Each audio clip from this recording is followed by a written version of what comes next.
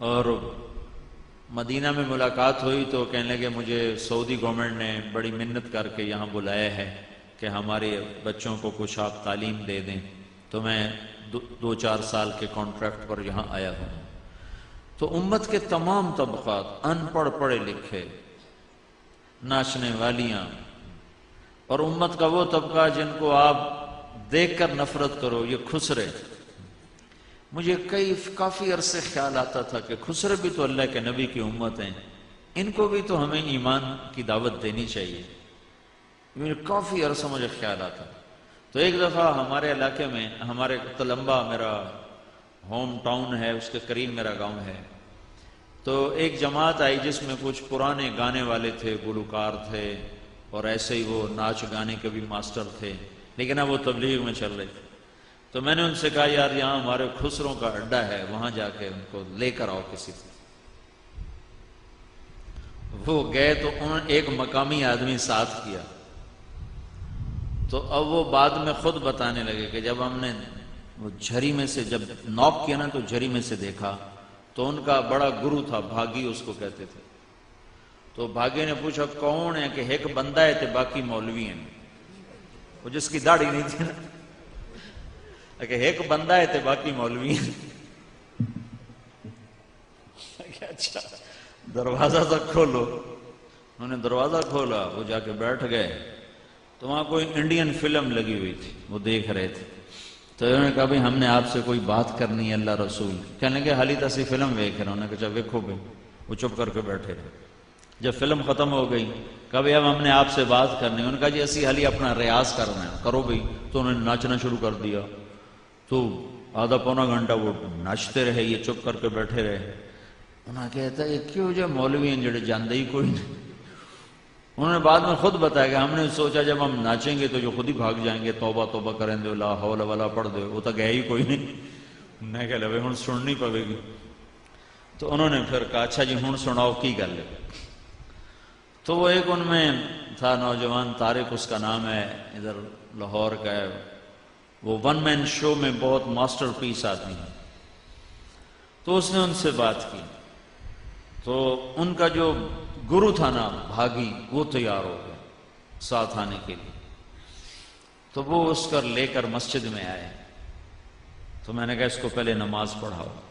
نماز پڑھائی، پھر میرے پاس بٹھایا۔ تو میں نے پوچھا کبھی تو نے نماز پڑھی ہے؟ کہا جی بس آج ہی پڑھی۔ میں نے کہا اس سے پہلے؟ کہا جی زندگی میں آج تک نہیں پڑھی۔ میں نے کہا کوئی جمعہ پڑھا ہو؟ کہا جی نہیں جمعہ بھی کبھی نہیں پڑھا۔ میں نے کہا کوئی عید پڑھی ہو؟ کہا جی عید بھی آج تک نہیں پڑھی۔ یہ میرا پہلا سجدہ ہے جو میں نے اللہ کو کیا۔ تو میں نے کہا کیوں نہیں آتے ہو؟ عید تو پڑھ لیا کرو۔ کہا جی لوگ جو نفرت کرتے ہیں تو پھر ہم نہیں آتے، ہم نہیں آتے۔ خیر میں نے اس کو اپنے ساتھ بٹھا کے کھانا کھلایا، اکرام کیا۔ بڑے بڑے اس نے بال چھپا لیے نا، وہ بڑی ساری پگڑی باندھ کے نا، تو اس نے بال سارے سے اوپر کٹھے کر کے یوں پگڑی باندھ لی ہوئی تھی۔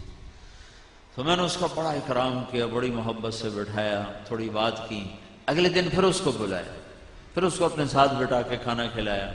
اگلے دن پھر اس کو بلایا، تو وہ بڑا حیران ہو کر کہنے لگا جی سانتا جی مولوی نیڑے نہیں لگن دین دے، گلاس نو ہاتھ لاویے تو انہوں بھی دو چھڑ دین، تسی کیوں جو سانو نال بات روٹی کھوائی جاندے ہو؟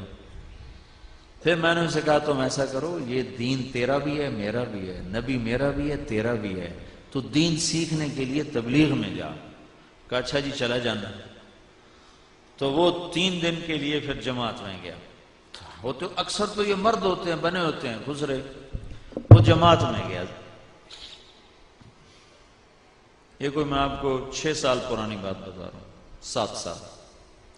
3 دن کے بعد وہ واپس آیا ہے، تو اس نے ناچ سے توبہ کی، پہلی صف کا نمازی بنا، داڑھی اس نے رکھی، شادی اس نے کی، اللہ نے اس کو بچے دیے، اب وہ قرآن سیکھتا ہے، نماز پہلی صف میں پڑھتا ہے۔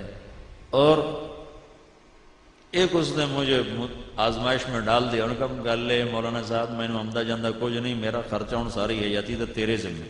میں کہا چلو وہ میرے ذمہ تو ہے، کام چھڑ دے۔ انہوں نے کہا ہم تو تنکا توڑ کے راضی نہیں ہے تو اب مجھے کام تو کوئی آتا کوئی نہیں، لہٰذا میرا خرچہ تو نے اٹھانا ہے، جب تک تو زندہ ہے یا میں زندہ۔ میں نے کہا چل ٹھیک ہے، جب تک میں زندہ ہوں تو زندہ ہے، تیرا خرچہ میں اٹھاؤں گا۔ اس نے کوئی 10 ناچنے والوں کو بلا کر میرے سامنے ان کے بال کٹوائے، ان سے توبہ کروائی۔ ایک ناچنے والا مجھے پھر نظر آیا، سرخی پاؤڈر لگایا ہوا، اور میں کہا وہ تیرے نال کی بنی؟ آندا جی مسجد وڑیاں، مولوی صاحب آ کے خسرا کدے وڑایا، کڈو اینو بایا۔ بس پھر مڑوں نراما تے ٹر پے۔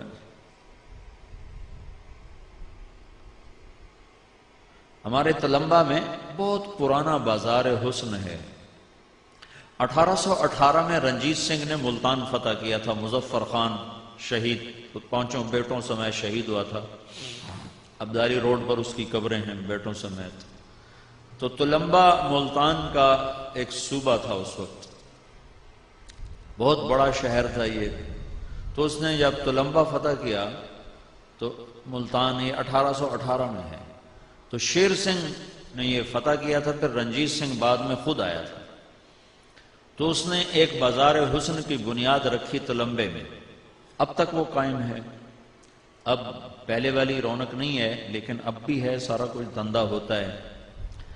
تو پھر میں نے سرگودے میں ہمارا ایک ساتھی ہے، اس نے وہاں بازار حسن میں کام کیا، کئی لڑکیوں سے توبہ کروائی، کئیوں کی شادیاں کروائیں۔ تو میں نے ان سے کہا یار تم ادھر تلمبے جماعت لے کر آؤ، میں اپنے یہ جو ہمارے علاقے کی ہیں بچیاں، میں ان میں چاہتا ہوں کوئی اللہ کی بات ہو۔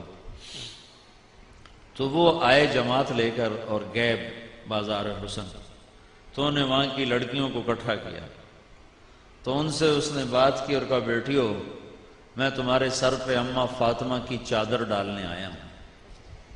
یہ کہنا تھا کہ ساری طوائفیں ایک دم پھوٹ پھوٹ کے رو پڑیں اور کہنے لگیں یہاں تو لوگ ہمارے کپڑے اتارنے آتے ہیں، تم کون ہو جو چادر ڈالنے آئے ہو؟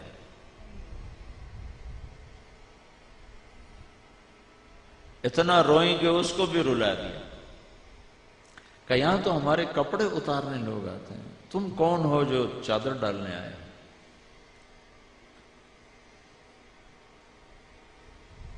ایمان بھی کیا چیز ہے۔ پھر خالد عباس ڈار ہے، وہ 3 دن کے لیے ہمارے تلمبے جماعت میں آیا، جواد وسیم ایک اداکار ہے، میں نے ان کو بھیجا، میں نے کہا جاؤ ان سے بات کرو۔ پھر وہ گئے، انہوں نے ان سے بات کی، تو انہوں نے مطالبہ رکھا کہ آپ کہو مولوی طارق جمیل جو ہمارے علاقے کا اتنا مشہور ہے، لوگوں میں واز کرتا ہے، ہمیں کیوں نہیں اللہ کی بات سناتا؟ ان سے کہو ہمیں اللہ کی بات سنائے۔ تو میں نے کہا اچھا ٹھیک ہے۔ تو وہاں میں نے ایک چھوٹا سا سکول بھی بنایا ہوا ہے، گرامر، بچوں کو اچھی تعلیم دینے کے لیے۔ تو اس سکول میں نے ان کو جمع کیا، کوئی 60-70 اکٹھی ہوئیں، کچھ ایجڈ کچھ جوان، 30-35 جوان تھی، دبئی ناچنے جاتی تھی۔ تو میں نے ان میں بیان کیا، میں نے صرف کیا بیان کیا کہ عورت کا دین میں کیا مقام ہے، جب یہ ماں ہوتی ہے تو کیا مقام ہے، بہن ہوتی ہے تو کیا مقام ہے، بیوی ہوتی ہے تو کیا مقام ہے، بیٹی ہوتی ہے تو کیا مقام ہے۔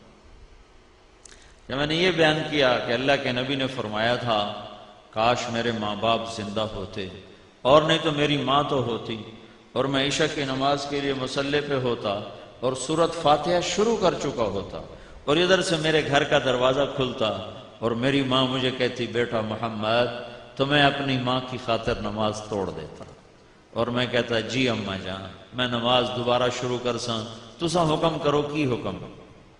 تو وہ اتنا روئیں، وہ کون عزت بیچتا ہے؟ جب مالدار لوگ زکوٰۃ نہیں دیتے تو پھر طوائفوں کے اڈے آباد ہو جاتے، پھر عزتیں نیلام ہو جاتی۔ قربان جاؤں اللہ کی رحمت۔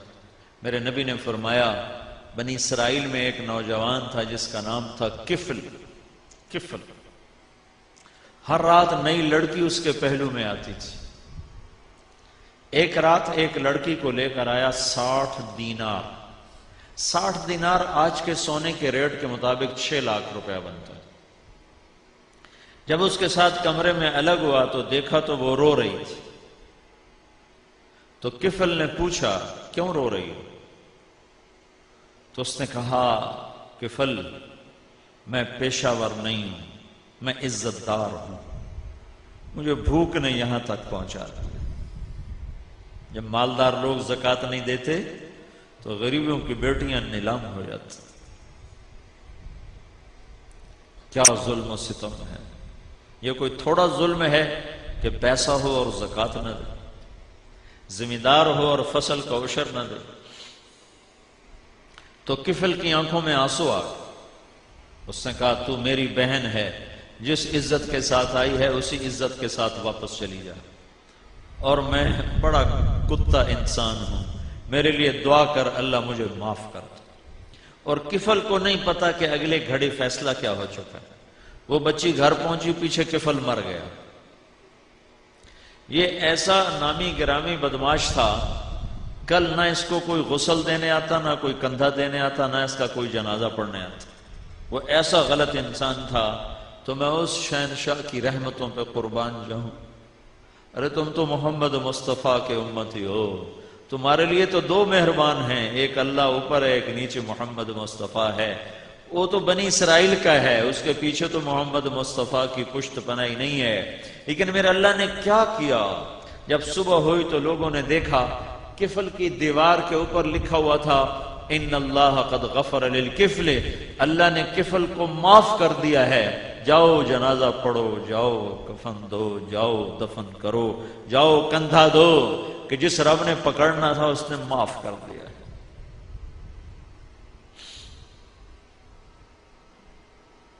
میں نے کوئی پونا گھنٹہ بات کی، وہ زاروں قطار روتی ہوئی وہاں سے گئیں. تو 2-3 دن گزرے تو مجھے خبریں آنی شروع ہوئیں کہ ایک بچی بھاگ گئی، اپنے رشتہ دار کوئی اور تھے، ان کے جا کے پاؤں میں گر گئی، میری کہیں شادی کرا دو، مجھے اس گند سے نکال دو. 2-3 بچیوں نے توبہ کی کہ اب ہمیں ٹکڑے ٹکڑے کر دو، اب ہم یہ کام نہیں کریں گے. پھر ایک بچی کا پیغام آیا کہ میں آپ سے ملنا چاہتی ہوں. ساتھ ایک اس کی نمبردار نہیں، وہ جو بیچ میں پھر بڑی ایجڈ ہو جاتی ہے، تو پھر وہ جوان لڑکیوں سے بھی خطرناک ہوتی ہے، جو سودے کرواتی ہے اور کیا کچھ کرتی ہے. ایک وہ نمبردار نہیں، ایک وہ بچی، وہ دونوں میرے پاس میرے گھر آئیں ملنے کے لیے. تو وہ بچی رونے لگی، کہنے لگی میاں صاحب میری کتھائیں شادی کرا تھا، میں نے میرے پیراما وڈ چھڑیا مار مار کے کہ سانو کما کے دے با میں جویں ہی کماؤنا ہے. تو میں انہوں نے آکھیا ہن میں ٹوٹے ٹوٹے کر چھڑو، میں ایک گندا کم نہیں